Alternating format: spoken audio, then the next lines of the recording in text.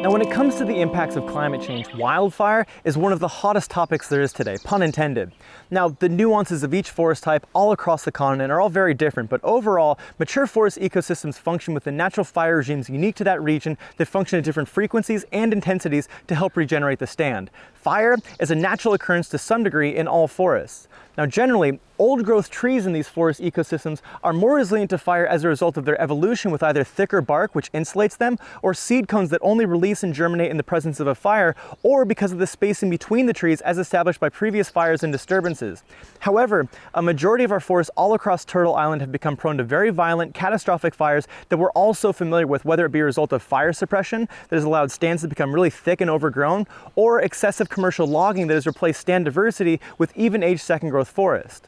As a means of addressing these issues, prescribed burns are becoming more common, as well as forest thinning, where folks go through these densely packed forests and fell trees to increase the spacing between them so that fire, when it does occur, doesn't have the fuel connectivity to spread and escalate. Now, in many commercial thinning operations, these companies are granted access to previously off-limits old-growth forests in states like Washington, Oregon, California, or in remote areas of British Columbia in order to thin them for fireproofing, which theoretically would consist of removing the smaller, immature trees to create the necessary spacing and reduce fuel load while leaving the older, more mature, and naturally fire-resistant trees that would have existed on those landscapes prior to colonization.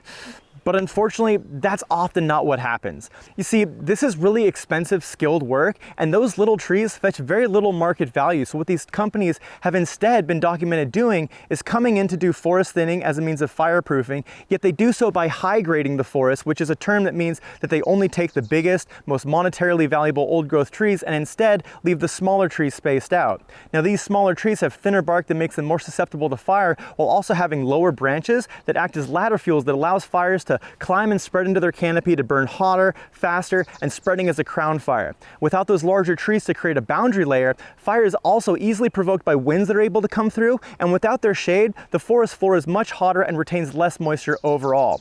All of this, unfortunately, does very little to increase the fire resilience and overall ecological function of these ecosystems, meaning that it's no effective thinning for fire management. Similarly, fire salvage crews that come in after an area has burned have also been documented removing some of the biggest, oldest trees that have survived, meaning that they won't be around to help the forest ecosystem withstand another fire. Now, I get it. We're in a time of crisis and all trying to figure out how to mitigate the impacts of these fires. It's scary for sure, but commercial logging operations hopping through loopholes and taking advantage of the situation by using either thinning or salvage as a justification to continue logging old growth forests for their own monetary gain, and doing so in a way that actually jeopardizes the health of these lands and our collective future amongst them is just unethical, irresponsible, and shouldn't be allowed. It quite frankly is a ruse. We need proper thinning efforts done to restore the health, vitality, and resilience of these ecosystems first and foremost, without being swayed by personal profit and capitalist interests to create a better, safer future for our communities.